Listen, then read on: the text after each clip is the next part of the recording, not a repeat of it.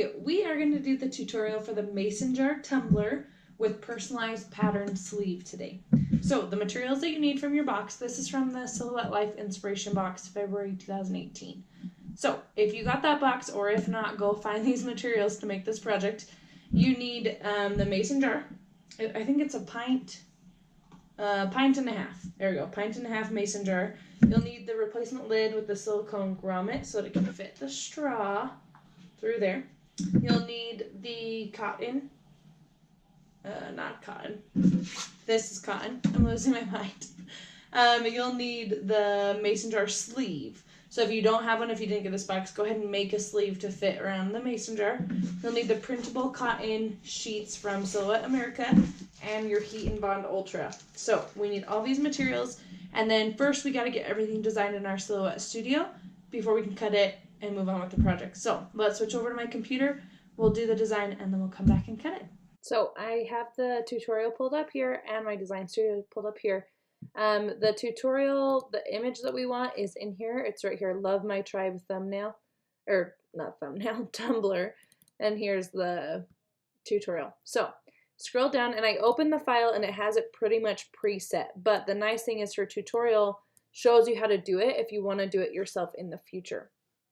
So we already have the registration marks on. We already have this design. We already have 8.5 by 11. Let's see, where are we at? Okay, so you're ready to print, but it does need to be an inkjet printer. So printing load into Silhouette. Can't modify the file after printing. Okay, so what we're going to do, it looks like you want to cut out your Heat and Bond in smaller circles, cut 3 of them at approximately 3 inches each. Oh, so you can cut the Heat and Bond too, is what this is looking like. So what we're going to do is we are going to pull off, this, because I don't want a big one. We're going to pull off this, and I'm going to pull off these for right now. So I'm going to prove, wait, I pulled off the wrong one there. You want the small circles, not the big ones. So see how I pulled off the small one? I want the big one moved away. So now I have these 3 small ones. These are going to be for the Heat and Bond. So we cut it the right size. And then this big one with the image is going to be for the cotton. So I am going to print this. And then when we're ready to cut, you're cutting the cotton sheet. So you want cotton fabric printable. So let me show you this so we're already on here. Cotton fabric printable, 3, 5, 33, and 1. We'll cut that out. Ooh, but look at this. Do you see how it wants to cut out all your arrows too? We do not want that. So come back here. And actually we're going to stay here. So you want this to cut, but you want anything inside. No cut. There we go. So then it just prints and you're just cutting the outside. That's how I want it. So make sure you set that up on yours when you're doing it in your studio. So then we'll cut that. Once that's done, drag this off. And drag on your little circles, and your little ones you're going to cut the Heat and Bond, and this one I'm going to cut with she doesn't give you settings because you can cut your circles just with scissors. I'm going to play around with the settings. I'll let you know when I'm cutting it what I ended up doing, but then you can cut out these 3. You wouldn't really need any of the registration marks or anything like that for this. So let's go ahead and print, and then we will go ahead and cut out.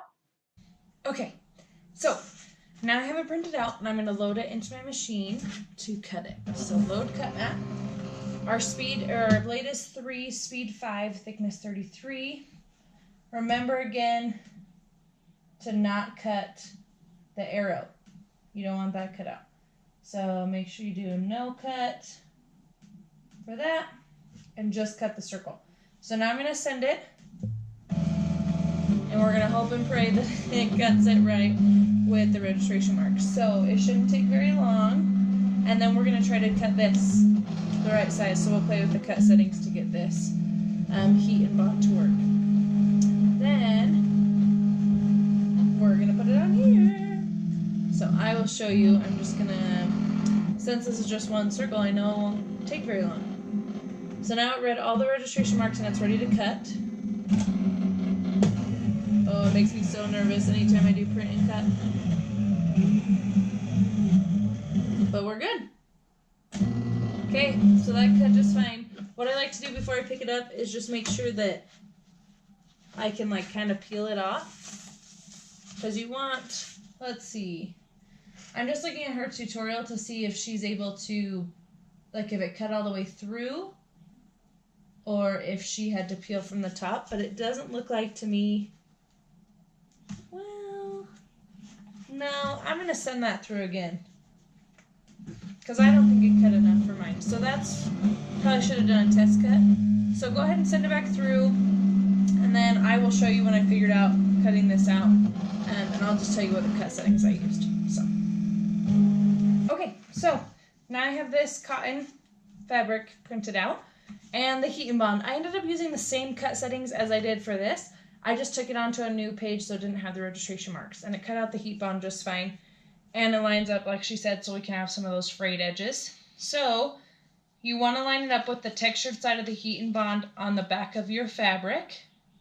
So I've got that lined up, and then you're going to want to iron that so the heat and bond adheres to it. So I'm using my Quiltmate, the quiltmate.com. Love it, especially for little projects like this. I'm too lazy to heat up my heat press, so I prefer to just use a household iron, especially because it doesn't take very long, just a couple seconds to get that heat and bond adhered. And then what we're going to do now, so let me make sure I've got the right step. Alright, so now we can peel off the back. Whew, let it cool first because that is hot. And she suggests using like tweezers, but that doesn't actually look like it adhered all the way, so I'm going to iron it some more. So it can get, I didn't press very long, my iron was actually still heating up too. Whoops. Okay, so make sure you get this, and I'm going to not iron this on the jar, but I'm going to just line it up and see kind of where I want the seam, what I want as the front. So I want the seam to be the back, so, well, no, I don't want that. I don't know what I want, you guys. Do I want the, yeah, we'll do that. Okay, so actually I'm going to have the seam as my side. So I have it lined up the way that I want it. Now if the heat and bond, see, it was just a heat thing, so now it's peeling off much better. So then I'm going to line this up exactly how I want it. Love my tribe. Even it out there, and then I'm going to iron this. So I'm going to give it some pressure since I'm using an iron. And I love this Quiltmate because it gives you the heat from both sides. It's heat reflective material, at least in this design. I've loved it for all my, especially before I had a heat press, it was the best.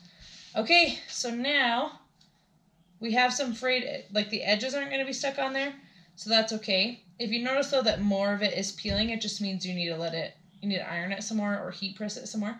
So she talks about using your tweezers to fray some of the edges. I think I'm going to let it naturally fray.